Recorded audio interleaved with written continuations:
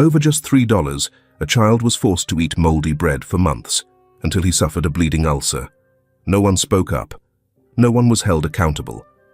Until a millionaire happened to witness it, and what he did shook a rotting system to its core. It was a late autumn afternoon at Avon Elementary School. Dry leaves scratched across the cracked concrete courtyard, swept by the wind. Outside, everything seemed as lively as any other day. Children burst out of classrooms, laughter and chatter echoing through yellowed hallways, and white-painted window frames chipped and peeling with age.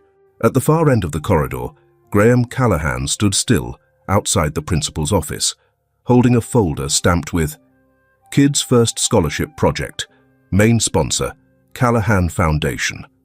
His grey-tailored suit fit perfectly, his collar pressed flat, tie snug and centered, black leather shoes coated in a light dust. He looked more like a CEO than someone who had walked through the dust and gunfire of Iraq and Afghanistan. Only 35, Graham had once been a soldier, then pivoted into tech and built a fortune at an age when most were still trying to find their footing. And now, having just sold his company, he chose not to retire quietly, but to return to the elementary school he once attended. A place full of memories he had tried to forget. A place that, when he heard was struggling to support underprivileged students, he couldn't ignore. A front office staff member stepped out politely, gesturing toward a chair and whispering that the principal was in a last-minute meeting. Graham gave a brief nod, said nothing, lifted the glass of water beside him, and turned to gaze out the wide hallway window. From that angle, he could see the rear courtyard, where the cafeteria sat on the ground floor. A large window had been propped open for ventilation. Inside, a long line of students waited for lunch. Dull silver trays were lined up neatly. Cafeteria workers in light blue uniforms and plastic gloves served food with the rhythm of a conveyor belt. There was no reason for Graham to pay attention to school lunches until he saw him, a boy, 8 or 9 years old, wearing a white button-up shirt, worn but clean. His hair was neatly trimmed, his frame slight. He didn't talk to the others, didn't push, didn't laugh. He stood silently at the end of the line, head lowered, as if trying to make himself smaller, invisible. When his turn came, he said something quietly to the lunch lady. She bent down and pulled out a different tray, not like the others. It was smaller, duller. On it were 2 plain slices of white bread with a thin smear of peanut butter. No vegetables, no meat, not even a carton of milk. The boy bowed his head in thanks, carried his tray to the farthest corner of the cafeteria, where no other child chose to sit. He set the tray down, sat alone, and opened the sandwich. He didn't eat right away. He just looked at it. A moment passed. Then he closed his eyes and took a small bite. His face winced, but he swallowed, like he was afraid someone might see that it hurt. From the second floor, Graham froze. For a brief moment, everything inside him locked up. Not because of the sandwich itself, but because the look in that boy's eyes, it brought back his son, the child he lost. Curled up in a hospital bed, trembling from food poisoning at daycare, while Graham was deployed overseas. He remembered that expression, not fear, but the aching belief that no one was on your side, the feeling of being forgotten, of being small in a world too busy to care. And now, that same look, right there, in the most ordinary of places, a child eating lunch at school. Graham turned and walked down the stairs, each step heavier than the last. He pushed through the cafeteria door. No one noticed. He walked straight to the corner where the boy sat. The child looked up, startled, like he'd been caught doing something wrong. "What are you eating there?" Graham asked. His voice was calm, low, steady. The boy started to rise, clutching his tray, eyes downcast. I'm sorry, sir. I didn't do anything wrong. It's okay." Graham sat across from him. "I just want to know what you're eating." The boy glanced at the tray, then whispered, Peanut butter sandwich. I forgot my lunch money. They said, if you forget, you get the replacement meal. And it's always like this? Graham asked, already pulling out his phone, opening the camera, and taking a clear photo of the sandwich. The boy didn't answer but nodded. Graham gently lifted the top slice of bread. There was no need to smell it. The mold was visible greenish-black, streaked like brush strokes on an old canvas. One edge of the bread clung together, like it had just been pulled from the bottom of a freezer drawer that hadn't been cleaned in years. He looked up. Nothing in the cafeteria seemed out of place. Children were eating, chatting, laughing. No one noticed that, in one dim corner, a child was eating something Graham wouldn't let his dog touch. He stood. The boy, Jake, remained seated, eyes wide with confusion. "You've done nothing wrong," Graham said quietly. "Stay right here." He didn't raise his voice. But there was something in his tone that made disobedience unthinkable. He walked swiftly toward the serving counter. The lunch lady from earlier was laughing with a co-worker until she turned and saw him. Then she stopped cold. "Excuse me, are you—" "I'm the man who just saw a moldy piece of bread handed to a child, and I need the entire meal service here to stop, immediately." "Sir, with all due respect, you don't have the authority to interfere. My name is Graham Callahan. I'm the person about to fund full scholarships for every underprivileged student in this school, and I'm also the one who will withdraw all that funding if one more bite of that bread reaches another child's mouth." She froze. No one moved. A few students nearby started whispering. Some quietly put their spoons down. A couple of teachers began walking over, but Graham raised a hand. "I'll take full responsibility. Halt everything. We need to inspect today's lunch." He turned back toward the boys' table. Jake was still sitting there, clutching his tray, eyes wide as if he couldn't quite believe someone actually cared about his lunch. "What's your name?" Graham asked, more gently this time. "Jake. Jake Anders." "Jake," Graham leaned in, locking eyes with the boy. "From now on, until I know exactly what's going on, no child is going to eat moldy bread. I promise you that." Jake gave a small nod.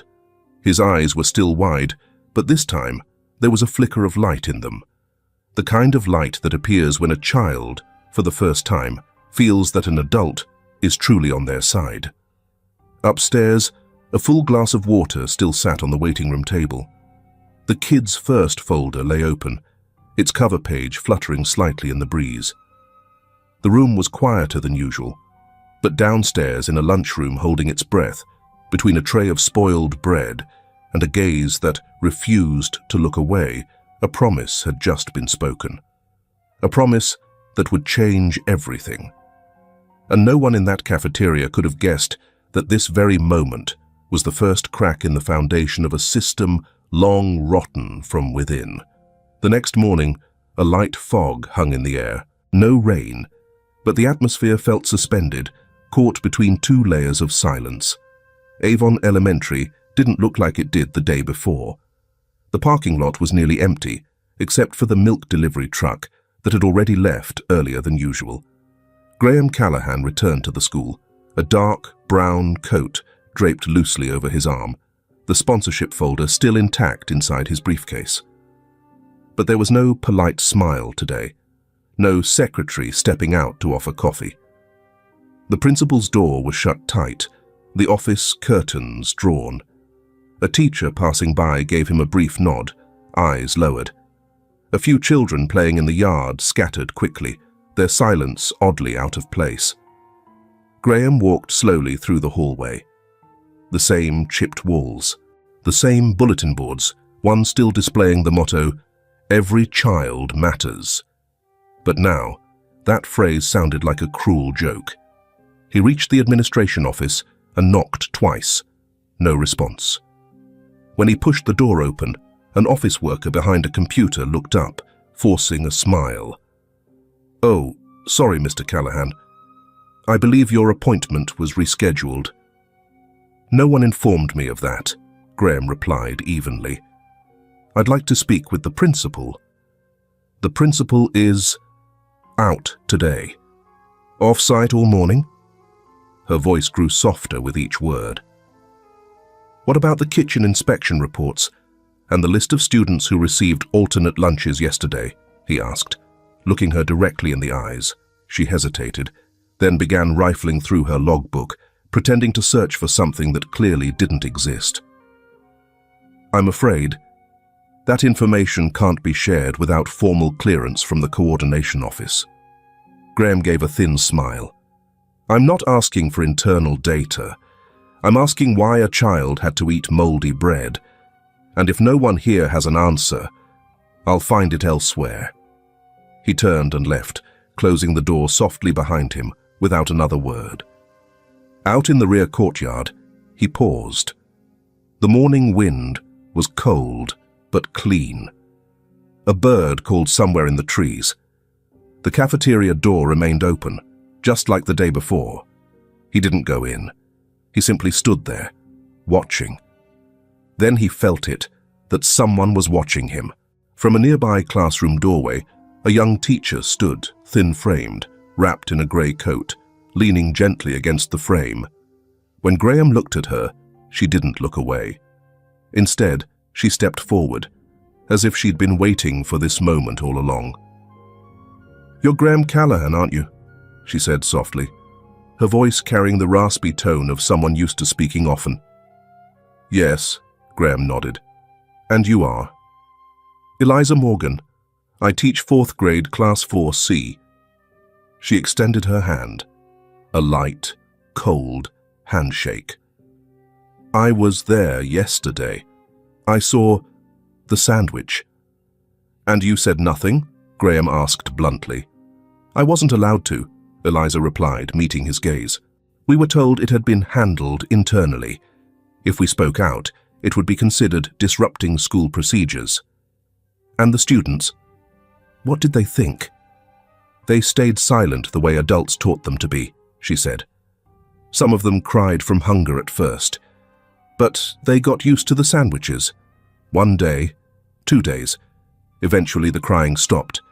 The meal became a quiet thing. We called it an alternate meal, as if that made it any less cruel." From her coat pocket, she pulled out an old folder and pressed it into Graham's hand. "I probably shouldn't be giving this to you, but I think you need to see it. It's a list of all the students who've been given alternate meals over the past 3 months. 17 kids. Most of them show signs of underweight, frequent fatigue, and often come to school without breakfast." Graham opened the folder. There were names, ages, grades, daily notes, some names repeated for weeks. The name Jake Anders appeared almost every single time. "And Jake?" Graham asked. "Did he ever say anything?" Eliza nodded. "Not much, but I noticed he often wrote things down in a small notebook. I assumed it was a school journal." Graham remembered Jake's eyes the day before. He turned and walked toward the front gate, still clutching the list tightly in his hand. And if this system chose to stay blind, he would force it to open its eyes, even if it cost him everything. Apartment 2C was on the 3rd floor of the Edgewood housing complex, an aging row of buildings tucked behind a parking lot, with peeling walls, rusted railings, and hallway tiles that hadn't been replaced in decades. No voices, no barking dogs, just the soft creak of an old ceiling fan struggling to turn. Graham Callahan stood in front of a dented metal door marked with a crooked 2C, holding a small box of tangerines he'd picked up on the way. The hallway light flickered. A cold breeze slipped through the crack under the door, making the cracks in the wall tremble. He raised his hand and knocked twice, softly, firmly. A moment later, the door creaked open. A small framed woman stood behind it. Dark brown hair pulled back in a low ponytail, faded grey sweater. Her face was drawn, tired, but still carried the trace of a beauty that had once shone bright. Her eyes met Graham's in a moment of quiet stillness. "Hello, I'm Graham Callahan," he said gently. "I saw Jake yesterday at school. I heard he didn't make it to class today." She opened the door a bit wider, hesitating. "Come in." "I'm sorry. The place is a bit of a mess." Graham stepped inside, carefully placing the tangerines on a tiny dining table near the kitchen. The apartment had only one living space, with a kitchenette and a small bedroom. The ceiling light was dim and yellowed, the furniture worn thin. A few taped-up photos clung to the wall, one of Jake grinning in a Halloween costume, another a child's crayon drawing labeled Super Mom. "Jake's resting," the woman Amy said as she poured a glass of water and leaned lightly against the counter. "He had a bit of a fever this morning. I heard about what happened at school. He told me. I'm really grateful." "It's nothing, really," Graham replied. "Is he doing okay?" "He's okay. In that way, he always tries to be okay," Amy sighed. "He's always been like that. Never complains. Never asks for anything. I used to think that was just his nature until I realized he stays quiet so I won't worry." The bedroom door creaked open. Jake peeked out, his hair tousled, clutching a well-worn stuffed dinosaur. His eyes widened at the sight of Graham, but then softened. "You really came," Jake whispered. "I said I'd come back, didn't I?" Graham smiled, stepping forward. "How are you feeling?" "Better. Just a little tired." "Want to come sit with us for a bit?" Graham asked. Jake nodded and stepped out slowly, still hugging his dinosaur. Amy pulled out a chair for him, then quietly stepped away, giving them space. "What did you have for breakfast today?" Graham asked, out of habit. His voice didn't carry pity, only genuine concern. Jake hesitated. "Wasn't very hungry. Mum made some eggs, but I didn't eat them yet." Graham didn't push. A moment later, his eyes landed on a green notebook on the table worn at the edges, its cover faded. He recognized it. Eliza had mentioned it once. He looked at Jake. "You keep a journal, don't you?" Jake nodded, eyes downcast. "I write things down, to remember the times. My stomach hurt. I'm scared I'll forget." "Can I read it?" The boy hesitated. Then, as if something in him decided to trust, he pushed the notebook toward Graham. "Just don't tell Mom what's on page 6. Graham chuckled softly. "You have my word." He opened the notebook. Neat, small handwriting in blue ink filled the pages. Day 3, sour bread, stomach, felt weird. Day 6, kid in other class threw up after lunch. No one said anything. Day 12, asked for water. Teacher said filter broken. Day 15, moldy bread, didn't say anything. Didn't want Mum to feel bad. Day 19, felt cold, even though it was noon. Don't know why. Graham flipped through more pages. Some had no writing, just drawings. A round stomach with jagged lines to show pain. An empty lunch table with no chairs around it. A slice of bread dotted with large green splotches, drawn darker and sharper than anything else on the page. One page had a scribble. "If it's that bread again today, I'll just drink water." He closed the notebook and placed it gently on the table, like laying down a piece of evidence. Inside, his mind rang with the quiet siren of helplessness. But outwardly, his voice remained steady. "Jake, have you shown this journal to anyone? Number, I'm scared if I say anything. They'll take even that meal away. Why didn't you tell your mum?" Jake was silent for a while. Then quietly, "Because she's already tired. I don't want her to cry." Graham turned toward the bedroom door. Amy stood there, leaning on the frame. She'd heard everything. Her eyes were red, but she held herself together. She stepped forward and sat in the chair. "Jake, "You don't have to hide things from me," she said, her voice trembling. "I'd rather know you're hurting than think you're okay when you're not." Jake lowered his eyes. Amy reached out and pulled him into her arms, resting her face gently in his hair. No tears, no words. Just a silence that shook in waves between them. Graham sat still. In that moment, everything he had done, funding scholarships, managing charitable foundations, drafting press releases full of good intentions, felt distant and colorless compared to what lay before him. A child staying silent so his mother wouldn't worry. A mother pretending to be strong so her child wouldn't see her break. A family living with little but not lacking strength. They just didn't have anyone standing with them. "Miss Amy," Graham finally said, "have you ever thought this was your fault?" She shook her head, then nodded. "I don't know. Sometimes I think it's because I don't make enough money. Sometimes I think I was too busy, not paying attention. But I'm just a single mum. I've done the best I could." "No," Graham said firmly. "This isn't your fault. It's not Jake's. It's not poverty's. It's a system that should never fail children but did." He looked at Jake, then back at Amy. "I'm not here because I pity you. I'm here because if I don't do something, then I'm part of the problem too." Amy looked at him, and for the first time, her eyes softened. Jake gave a small nod. Outside, the late autumn wind whistled through the cracks in the door. A dark red maple leaf landed on the windowsill and stayed there.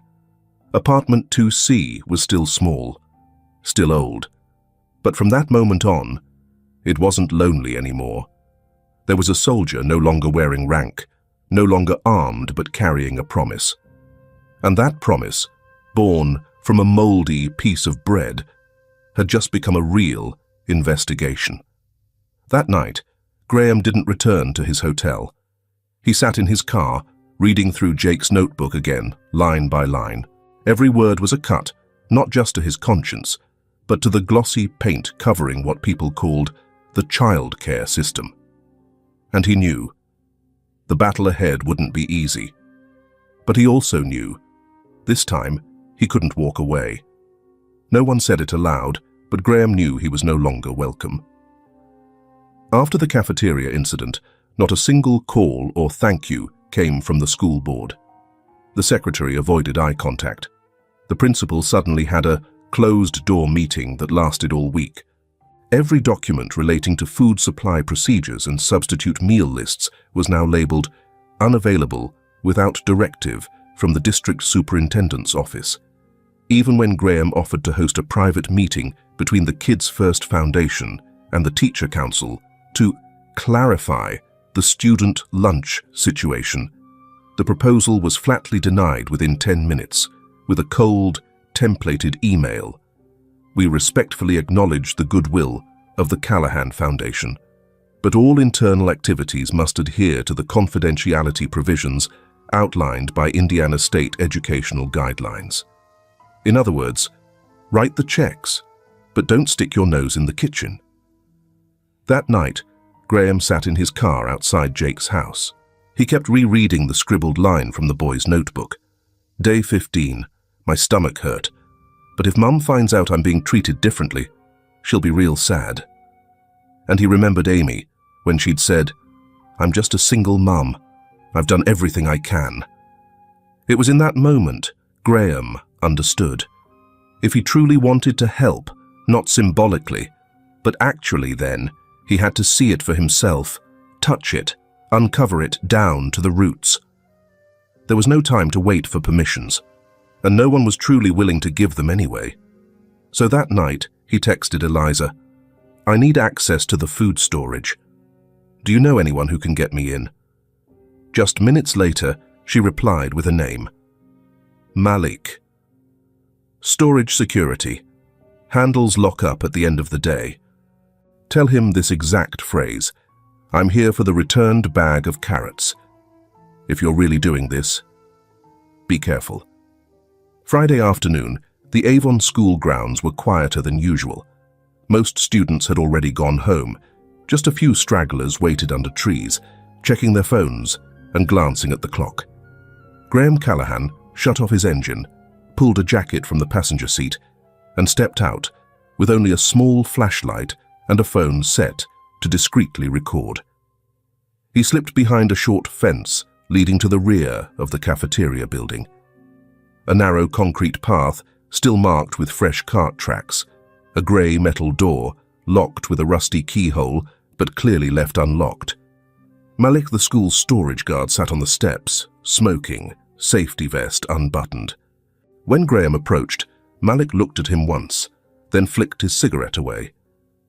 "You here for the returned bag of carrots?" Malik asked, his tone flat, like he was reading from a short play. "That's right," Graham replied. Malik stood and unlocked the door. Just before stepping inside, Graham paused. "Why are you helping me?" Malik looked him in the eye. His voice, for the first time, carried a trace of hesitation. "I used to think, as long as I didn't hurt anybody, staying quiet was a way to live peacefully. But yesterday, I saw my nephew eating a sandwich, just like the one in the picture you posted. I called my sister right after. He's at a different school, but it's the same food company." He gave a nervous smile. "I guess I don't have a reason to stay quiet anymore." The cold storage room behind the school kitchen felt like a place forgotten by every map. Harsh fluorescent bulbs flickered above. The air was a blend of artificial chill and old meat, the exact smell Graham remembered from a military supply depot near the Syrian border. Freezers lined the walls, worn and stained with handprints, their insides smudged with grime. Not a single camera was working. Empty camera casings hung on the wall. Cables had been snipped. A worn-out piece of tape still clung to one. "Out of order, reported on August 21st. Graham flicked on his flashlight and scanned each container. One plastic bin, labeled Gastro Food Inc., Avon School, Lot 117B, sat at the bottom of a shelf. When he lifted it, he noticed the corner was torn. Inside were vacuum-sealed sandwich loaves, black mold edging through the packaging. Thick plastic couldn't mask that sour, musty smell. He sliced one open. The same rancid odor filled the room, just like the bread Jake had eaten. Unmistakable.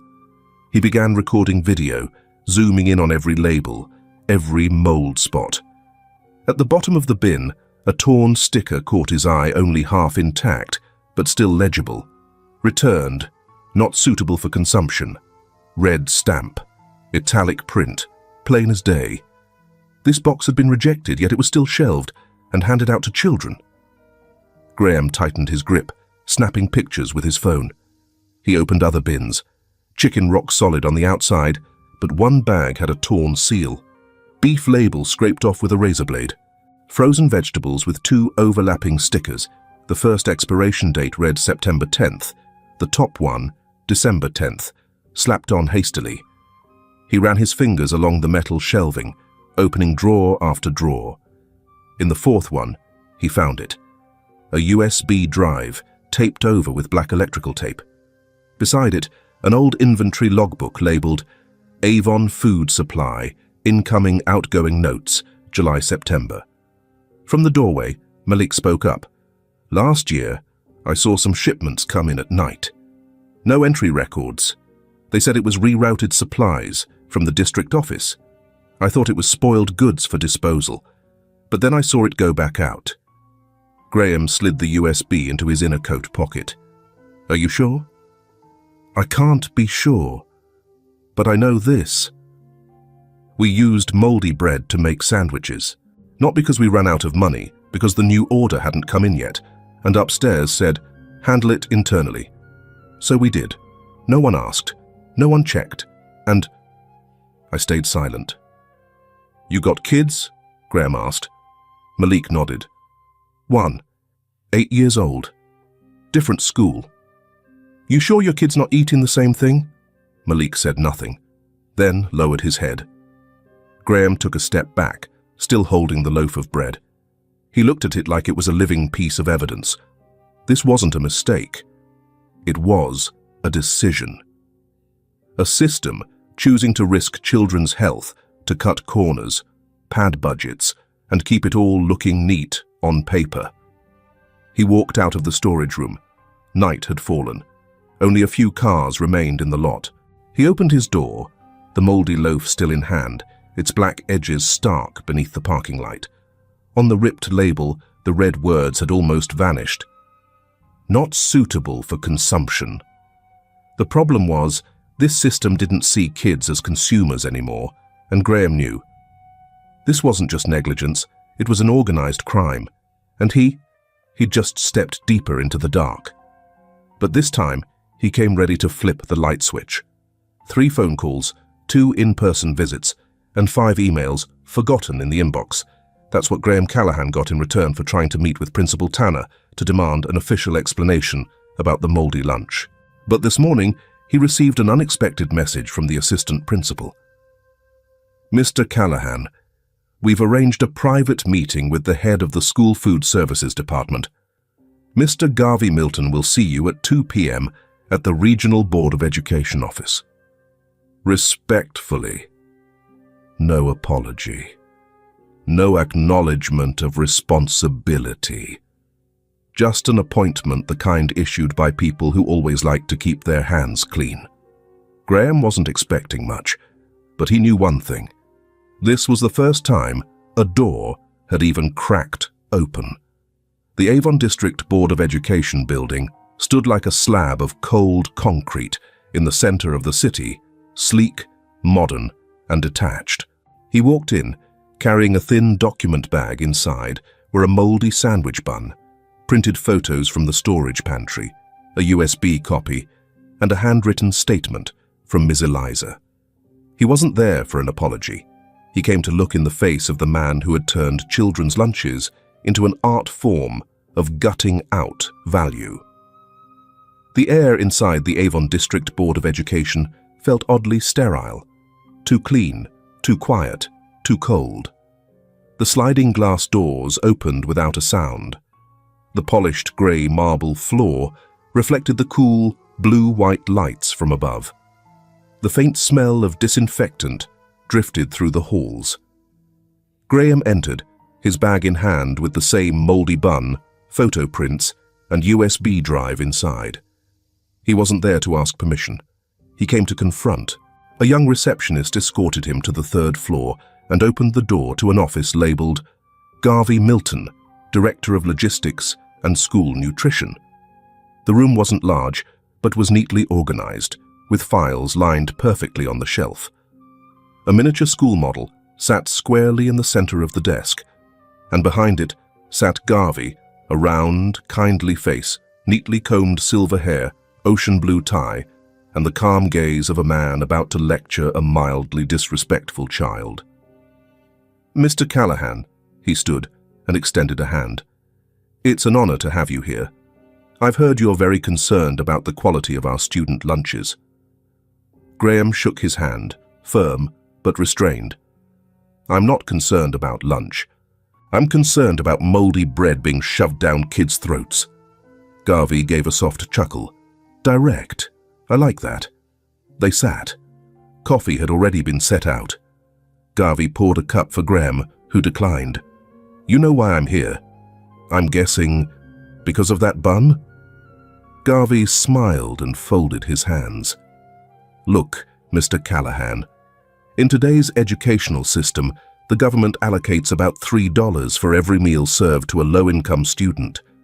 But if we can reduce costs to just 40 cents and still meet the minimum nutritional threshold, that's not a crime. That's an art. That's optimization. Mold isn't optimization. It's a toxin." Graham placed the document bag on the table and pulled out the photos, reports. "This is evidence. Returned items. Tampered expiration dates. Recycled food unfit for consumption. Gastro food isn't even on the official supplier list." "Could have been a clerical error," Garvey shrugged. "Driver pulled the wrong crate, Or some kid misapplied a label. Everyone slips up. Graham leaned forward, eyes fixed on him. And what about the cut cameras, overnight deliveries, the USB hidden in the freezer? How many slips does it take before it becomes a conspiracy? Garvey stared at him for a long moment. Then he clasped his hands on the table, voice low and steady. Mr. Callahan, I've outlasted 3 principals, 2 mayors, and 5 board administrations. This system runs because it's stable, efficient. And if I may be blunt, nobody outside this room really cares whether those buns have a few specks of mold, because those kids aren't theirs. Silence hung in the air. Graham exhaled slowly. You're wrong. I had a son once, and if he were still alive, I swear I would never let anyone force that on him. Garvey leaned back, gently twirling the pen in his fingers. I'm not here to threaten, but you're a stranger. You'll leave. I'll still be here. That's how these things work, even if you have 100 photos or some cheap video clips. Graham clenched his fists. He gathered the documents and stood. I'm not going anywhere. Not until you and this whole system are dragged into the light. Then I wish you luck, Garvey said, without blinking. The sky was dim as Graham returned to his car. He opened the driver's side door and tossed the document bag onto the passenger seat. But as he went to sit, he froze. A clear plastic bag had been placed on the seat, unmistakably not his. Inside was a raw chicken head, feathers still clinging to the skin, blood seeping from a slit across the neck. On a white piece of paper inside was a single handwritten line. Don't forget, we can change the menu. You didn't have to be a genius to know what it meant. Graham didn't say a word. He took out his phone and snapped a photo. Then, pulling gloves from his jacket pocket, an old soldier's habit, he carefully lifted the plastic bag, wrapped it in an old coffee paper bag, and placed it in the trunk. For the first time since returning to his old school, a chill crept down his spine, not from fear, but because he knew he had just crossed a line. He was no longer a donor, no longer an investigator, not just another angry citizen. He had become an adversary, and his opponent wasn't a man. It was a system far too comfortable in the dark. Graham Callahan turned on the desk lamp.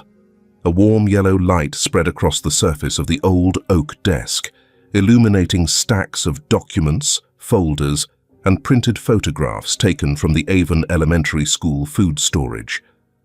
The wall clock had just struck 7 p.m., but on the 8th floor of the Callahan Foundation building, time felt like it had stopped. The offices had been empty since late afternoon. Only the front desk guard and a few dim hallway lights remained.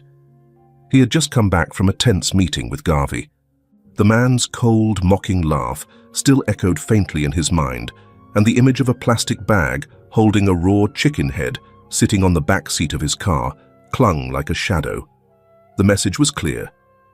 If you mess with the supply chain, be careful what ends up on your plate.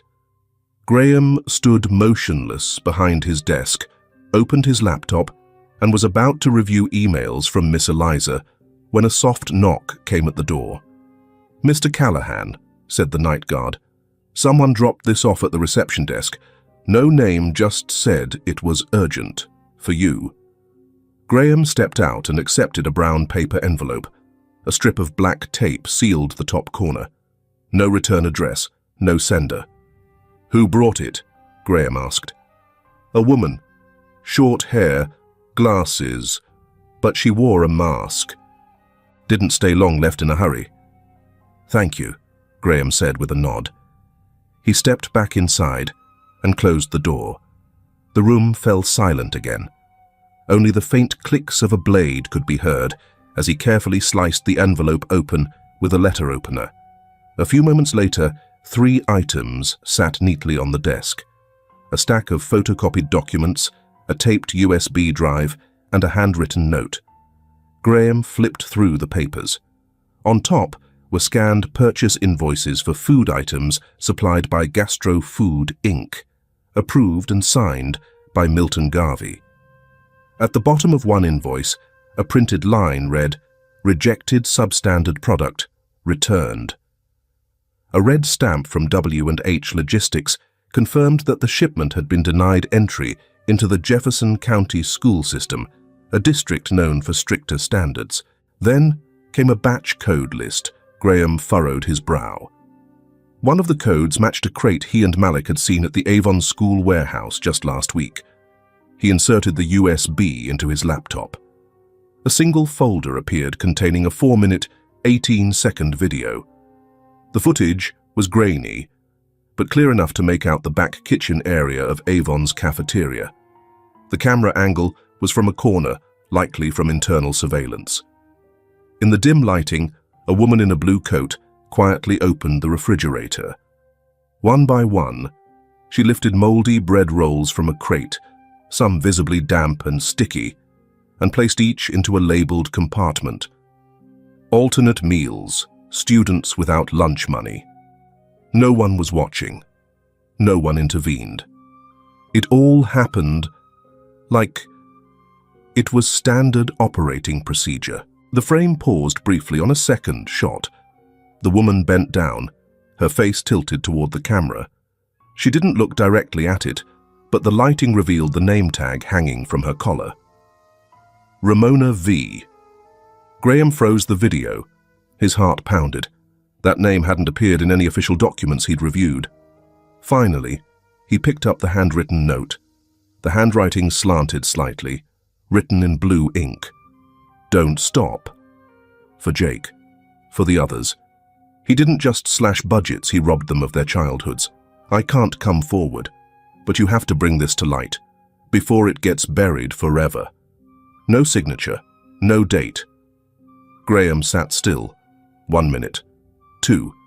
Then he stood up abruptly and grabbed his phone. "Eliza," he said the moment she picked up. "I need to meet you tonight. Not at the school. What's going on?" Her voice was uneasy. "I've got something you need to see. And I think it's time we stop sending emails. It's time the entire community hears the truth." Eliza was silent for a few seconds. Same place as before, 8 o'clock. They met at a small cafe about 10 minutes from Avon. The lights were still on, but most tables were empty. Graham chose a secluded corner near the window. Eliza arrived in a long coat, still carrying her teaching binder like she had just come from class. Graham slid the laptop toward her and hit play. Eliza said nothing. When Ramona V's face appeared on screen, she slowly nodded. She used to work here last year, but after spring break, she was gone. No one explained why. Just said she got transferred. You think she's the one who sent this? Maybe. Ramona kept to herself, but I remember she often complained about the food quality. Not loudly, but she always brought her own lunch, never touched the staff meals. And Garvey. Eliza let out a long breath. He knows the system down to the screws. He controls every line of supply, who becomes head cook, who gets reassigned, who stays silent, and who just disappears. Graham nodded, eyes drifting to the window. "We'll hold a community hearing, right in the town center. I'll invite parents, teachers, reporters, even the city council." "You think they'll show up?" "I think once they see this video, they won't be able to look away." Eliza looked him straight in the eyes. "Then you need to be ready. Once we go public, there's no going back." "It's time," Graham said, his voice hard as stone. "I'm not just doing charity anymore. I'm taking back what every child deserves." He returned to the office near 10 p.m. As he stepped out of the car, something made him pause. A strange sensation. Like eyes watching from across the street. A black SUV was parked near a street lamp. Engine off. No one stepped out. Graham didn't look directly. He simply nodded once, quietly, and walked inside the building, gripping the USB tightly in his coat pocket. There was no turning back now. 2 days after the anonymous letter, Graham received a phone call from Amy Anders, Jake's mother. Her voice didn't tremble, but it sounded like she'd just endured an endless, sleepless night. "Mr. Callahan, I know I'm nobody. But if you really plan to do something, I want to stand with you. Has something happened?" Graham sat upright, leaning back into his chair. "After Jake met with you, someone from the administration office called me in. They said I should be careful about letting my son get involved with the donor." "A threat?"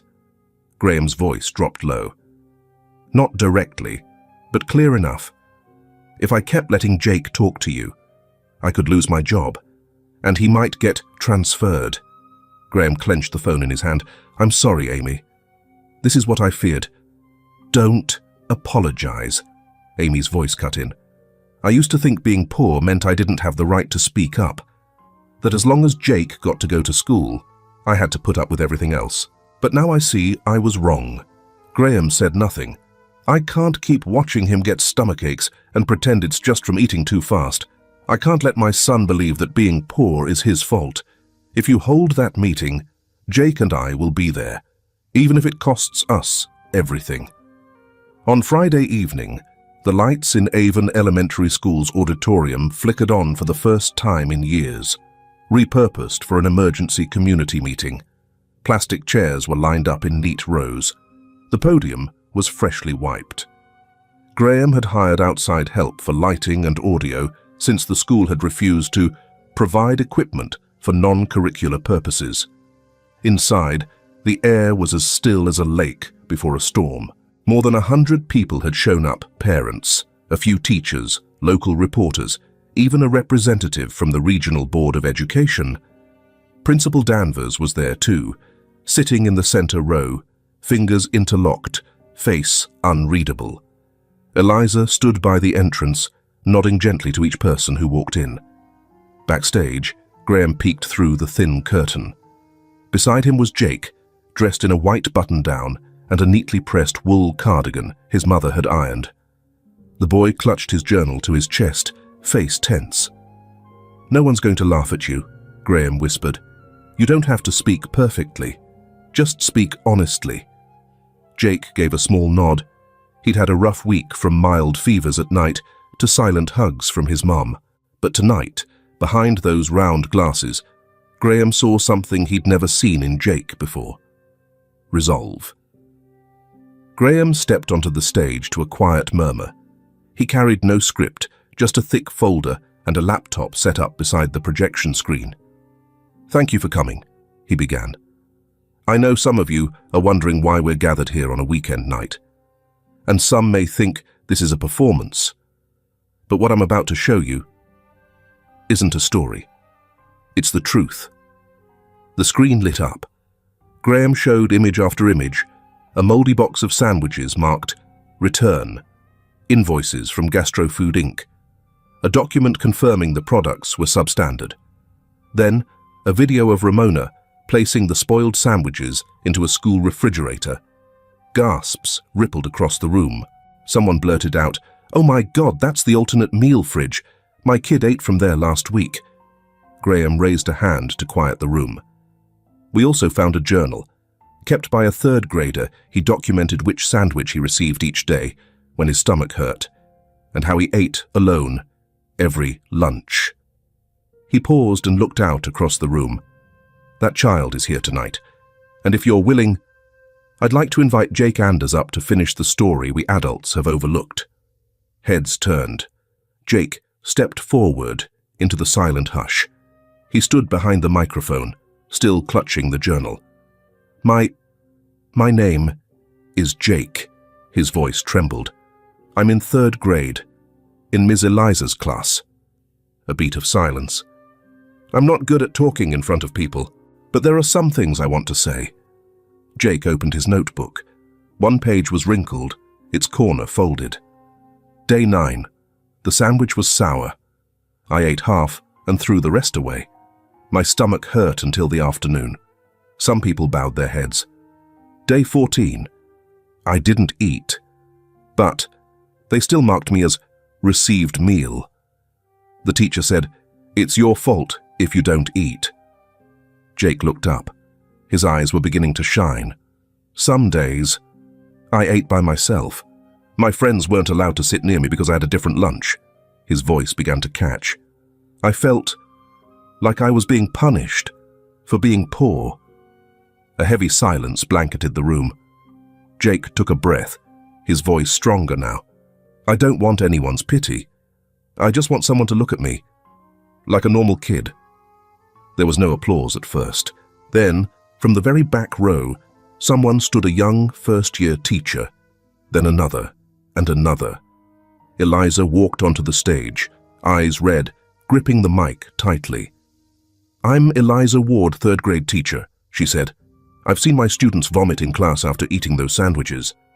I was told to stay quiet, and I stayed quiet for too long." Her voice cracked. "Tonight I choose to stand with Jake, and with the other children, those too young to keep journals." After the meeting, local news ran the headline, "Third grader exposes dirty lunch scandal, education system under fire." As for Graham, he knew one thing for sure: the campaign had officially begun. But now, for the first time, he wasn't alone. After Eliza left the podium, the room remained silent. Many bowed their heads. Some parents hugged their children a little tighter. Graham was about to close the meeting when a soft, trembling voice came from the center row. "I'd like to say something." Amy Anders stood. She still wore her old wool coat. Her hair was loosely tied back.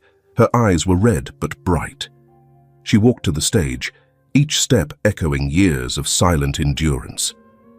"I'm Jake's mother." She paused, looking at her son standing off to the side of the stage. I haven't been a good mum," her voice wavered. "I stayed silent. I kept my head down.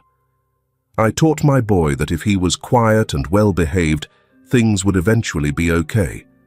That it was okay to be poor as long as you didn't cause trouble." Amy turned to the audience, her eyes glistening.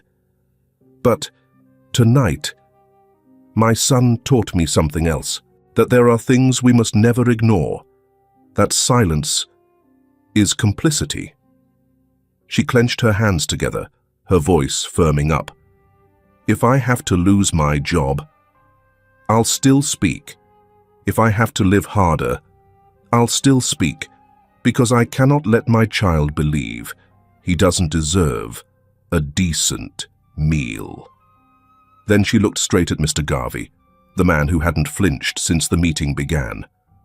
"I will fight with everything I have to protect my son, and the other children too, those who haven't learned to write in journals yet, whose voices haven't been heard." Applause erupted, not scattered, not hesitant. This time it was a roar. Graham looked at the stage. Eliza, Jake, Amy, a teacher, a child, a mother. They held no power, no titles, but they had the courage to speak, and he knew. This fight had only just begun. A week after the community meeting, Graham Callahan's office was steeped in a stifling silence. Outside, the media had split into two camps. One hailed him as a hero, while the other ran bold headlines like "Millionaire Trespasses School Grounds," "Charity," or "Shameless Self-Promotion." Graham stood by the window, a cold cup of coffee in his hand, staring out at the small courtyard. On the desk behind him, a radio broadcast played the morning's press conference, hosted by none other than Mr. Garvey. "We respect the right to free speech, but defamation, impersonation, and the release of internal documents are legal violations." Garvey's voice rang out clearly. "Our students should not be turned into political pawns." Then came his signature, well-practiced smile. "I call on Mr. Callahan to issue a public apology and cease all involvement with the Kids First program. We will be pursuing civil litigation." Graham shut off the radio. "Faster than I expected," he muttered. The door opened. Eliza walked in, holding an iPad, its screen lit up with a flood of notifications. "You should see this," she said quietly. "Online news outlets, local TV stations, They're all reporting that you're being sued. One even called Jake, the moldy bread kid who made it up. Graham closed his eyes, his jaw tightening. We touched the money, Eliza, and the system never lets you touch the money. That evening, Amy's phone wouldn't stop ringing. Unknown numbers, anonymous texts, edited photos of Jake, paired with mocking comments from hidden accounts. Jake sat curled up in his room, hugging a pillow, his eyes red. "Mum, did I do something wrong?" Amy broke down in tears. She had always believed she was strong enough to handle anything. But now, it was her son, caught in the crossfire of a war he never asked to fight. And in that moment, she realized staying silent again would be betrayal. She picked up the phone and called Graham. "Mr. Callahan, if you need me to testify, I will." Graham's voice softened. "You don't have to, No," Amy cut him off firmly. "I stayed quiet once. This time, I won't." The next day, as Graham sat in a legal strategy meeting with his attorneys, a knock came at the office door. A woman in her early 50s stepped inside, tall and slender, with graying hair tied neatly at the back. She held a thick folder and laid it silently on the table. "Excuse me, and you are?" Graham looked up. "Evelyn Martin," she said quietly, "former chief accountant of the logistics department." The air in the room went still. "You worked with Garvey?" one of the attorneys asked. "For 8 years," Evelyn nodded. "I was fired 3 years ago for refusing to sign off on a series of contracts, which he later pushed through using someone else." She opened the folder. "I kept the originals, all contracts with Gastro Food and 2 shell companies on paper. They belong to Garvey's relatives, his sister-in-law, his cousin, even his ex-wife. It's all a front." Graham moved closer, flipping through the documents. The signatures, dates, expenses, everything matched. Most importantly, each page bore financial authorization stamps. "Why are you giving this to me?" he asked, eyes still on the paperwork. Evelyn didn't answer right away. She reached into her coat pocket and pulled out a small photograph of a curly-haired boy beaming in a school uniform. "My son. He passed away 2 years ago from malnutrition and an untreated chronic condition. We were poor. I once believed that by working within the system, I could make a difference. But I was wrong." Her voice cracked. "Then I saw Jake, and I knew I had to do the right thing. No child should be treated like that just because they were born into poverty." Graham gently squeezed her hand. "Thank you." Evelyn exhaled. "I'm just doing what I should have done a long time ago." That night, while the media continued to smear Graham and the legal team prepared their countersuit, the lights on the top floor of the Callahan Foundation remained on. Graham sat alone, staring at an old photo on his desk of his son, the one he had lost. "We're doing this for him, for Jake, and for every child without a voice," he whispered.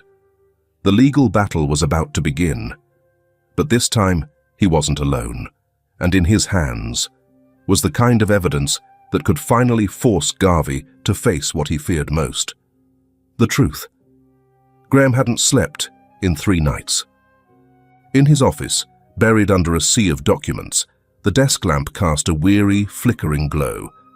He was finishing every form, every line of paperwork, every statement destined for the district attorney's office, the only place with the power to turn this case into a formal prosecution. He knew exactly what he was walking, a tightrope stretched thin between truth and power. But he also knew this. The time had come. Either everything would be brought into the light, or it never would. That afternoon, just as he signed the last page of the thick case file, his phone buzzed. Graham glanced at the screen. Amy Anders. He picked up. The voice on the other end cracked. "Mr. Callahan, Jake's been hospitalized." Graham's heart stalled. I've kept him home all week, but this morning he started vomiting blood. The doctor says he has a gastrointestinal bleed caused by prolonged exposure to toxins. It was the sandwich from that day. Amy broke into sobs. The wail of an ambulance trailed off behind her voice. I know I'm poor, but my child doesn't deserve this. Without a moment's hesitation, Graham grabbed his car keys. St. Emery's Hospital, home to the county's best pediatric centre, was not a place for families without full insurance coverage. But that day, just 18 minutes after Jake arrived, Graham Callahan walked into the emergency wing as if he belonged there. He handed his credit card and ID to the nurse at the front desk. The patient's name is Jake Anders. I'll cover all medical expenses, everything, even if you need to bring in an outside specialist. No waiting for tests, no waiting for medicine. The nurse stared at him, stunned. I don't care about the paperwork. Save that boy first, sort out the forms later.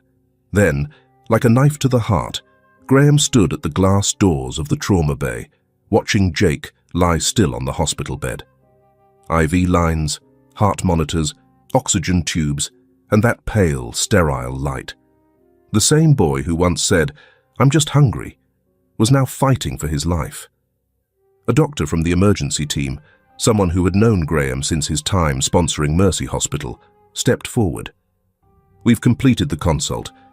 The boy has sustained gastrointestinal mucosal bleeding due to microbial toxins likely from prolonged consumption of spoiled food. His immune system is weak, which is why it hit him so suddenly. Will this require a medical report? Graham asked, his voice catching. If it's connected to the school supply chain, then yes. Less than 3 hours later, Graham appeared at the district attorney's office with his attorney and a full body of evidence, not just receipts and surveillance footage, but Jake's official medical report, a signed complaint from accountant Evelyn Martin, and witness statements from 2 kitchen staff members. By 4:30 p.m., the DA's office had signed a provisional indictment for the arrest of Terence Garvey on the following charges: financial fraud, severe violations of school health standards, endangering the health of minors. Garvey was arrested on site in his logistics office. When the officers read him his charges, he smirked and said coldly, "This'll get buried." "You people have no idea how the game works," one officer replied without blinking. "It wasn't us. It was a 9-year-old boy who just put you behind bars." The next morning, headlines dominated the news. School logistics director arrested after student hospitalized from moldy sandwich. Millionaire Graham Callahan leads fight against school system fraud. The entire Riverside School District was shaken. An emergency audit was ordered across all campuses. Every supplier tied to GastroFood Inc. was immediately suspended. 3 days later, St. Emery's Hospital remained as quiet as ever, but room 214 now held a very different sound. Soft, steady breathing, and the rhythmic beeping of a heart monitor. Graham sat in a folding chair beside the hospital bed, his hand resting on a notebook filled with scribbles.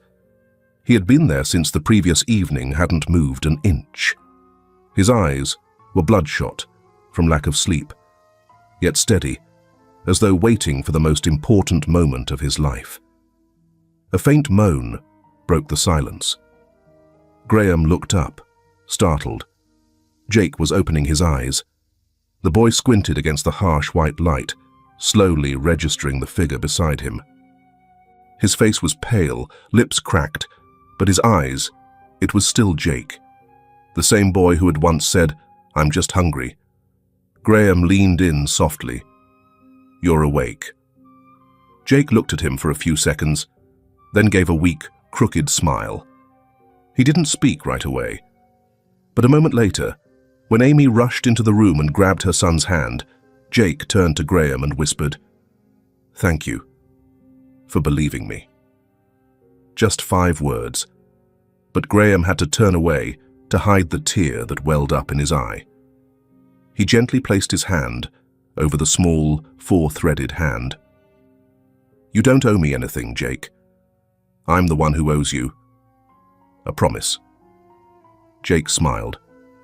And in that moment, every tense meeting, every page he had flipped through, every sleepless night, it all faded away.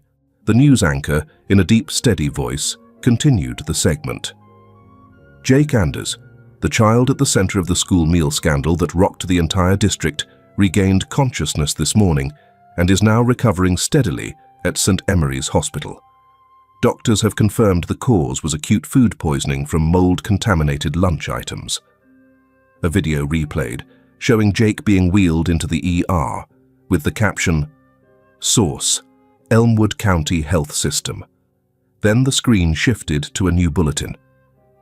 In related developments, Terence Garvey, director of school logistics, has officially been charged with 7 felony counts, including financial fraud, food safety violations, and misuse of educational funds. The preliminary court hearing is scheduled within the next month. At the bottom of the screen, a smaller but unmissable subtitle read, "All contracts with Gastro Food Inc. have been terminated. The school board has announced an emergency overhaul of Avon School's kitchen services. 1 meal, 1 dignity, 0 tolerance for negligence." Graham sat silently in front of the TV. In his hands, a folder titled Kind Meal Fund, Internal and Community Oversight. Inside the hospital room, Jake was still sound asleep, his tiny hand wrapped tightly around his mother's finger. But outside that room, the world had already begun to change. And this time, nothing could stop it. Saturday morning. The sun peeked through, as if winter had finally given in.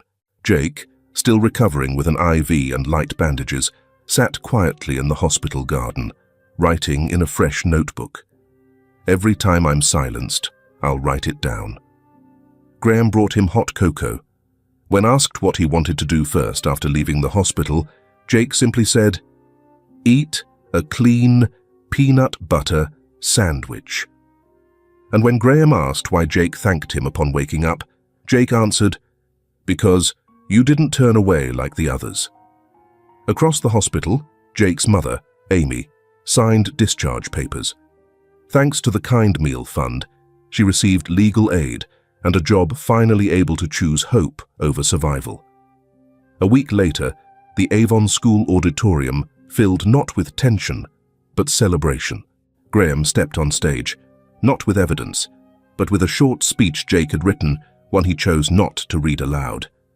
"We've heard enough numbers. Let our actions speak now." Soon after, more schools joined the movement, not because of policy, but because of one brave boy. Meanwhile, Evelyn Martin, the whistleblower once pushed out, returned, not for revenge, but to help rebuild. "Maybe if I had spoken sooner," she said, "Jake wouldn't have ended up in the hospital." Eliza gently replied, "But today, we're doing what's right." That night, Graham read a letter from Amy, thanking him for helping her find her voice. He placed it in a drawer next to Jake's journal. On TV, a quiet news update aired. 2,000 children now receive full meals daily. More to come. Outside, Jake played with new friends. No one asked about his past. No one pitied him, just laughter. And a sandwich served right, clean and with dignity. No report captured Graham's tears. No camera saw Evelyn shredding documents. No headline mentioned Amy kissing her son's forehead and saying, "I'm sorry I let you carry this alone." But those unseen moments. They changed everything. In the new Student Oversight Council room, a plaque reads, "Children should never have to uncover the truth in place of adults." Signed, Jake Anders, Grade 3B. Because sometimes the biggest change begins with a child who simply wants to be heard. Jake's story and Mr. Graham's journey isn't just about a school lunch. It's a reminder that justice doesn't begin in a courtroom. It begins in the heart of someone brave enough to speak up, even when everyone else stays silent. If you've ever felt too small to make a difference, remember Jake. If you've ever stayed quiet because you thought no one would listen, remember Amy. And if you've ever asked yourself, can one person really change the system? The answer is yes. Yes, when that person refuses to stand alone. Thank you for staying with this story to the very end. What are your thoughts on Mr. Graham's actions? Have you ever witnessed injustice and didn't know what to do? Please share your thoughts below. I read every single comment, and I genuinely care about what you have to say. Wishing you a peaceful day. And remember, no child should ever eat alone.